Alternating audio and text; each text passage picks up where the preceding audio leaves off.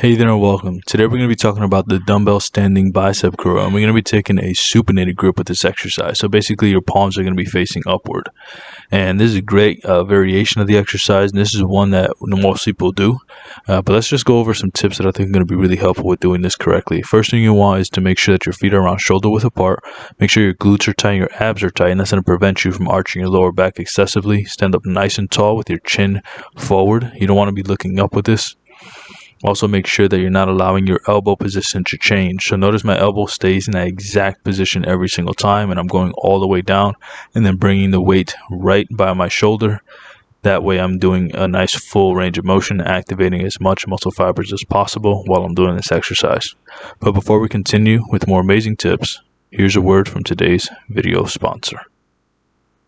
I'm today's video sponsor, and if you'd like help losing fat or gaining muscle, there are a few ways I can help you down below.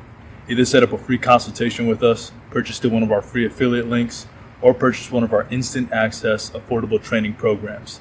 Can't wait to be of service to you. Now let's get back to the rest of the video.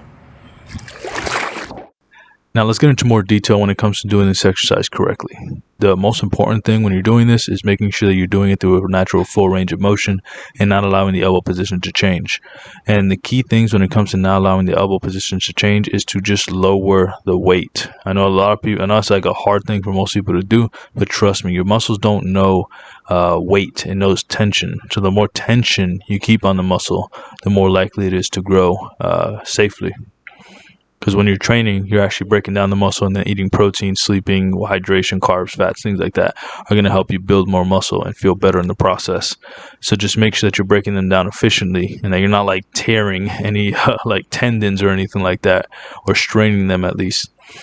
So the way you do that is by doing it in proper form. So just make sure that your elbow stays at your size, so that basically if you bring the dumbbells higher than your shoulders, your elbow position will change. I mean, there's no other way that you can get it higher unless you change your elbow position. Just bring it right to the elbow and keep your elbows tucked in. Do not allow your elbows to flare out. Also make sure that you're bringing it slightly inward. You don't want the weight to be coming outward. So in this angle here, you'll see it better. You want the head of one dumbbell to be over the thigh. You do not want to curl from the outside of your arm. It's a very unnatural position.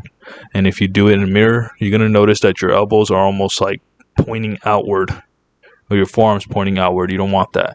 Try to prevent that as much as possible by bringing the dumbbell right over the thigh and then right back up. So it's going to be even slightly in front of you, which is fine. Just make sure that they're not coming outward, or you will start experiencing pain. Another thing I want you guys to think about is standing up nice and tall.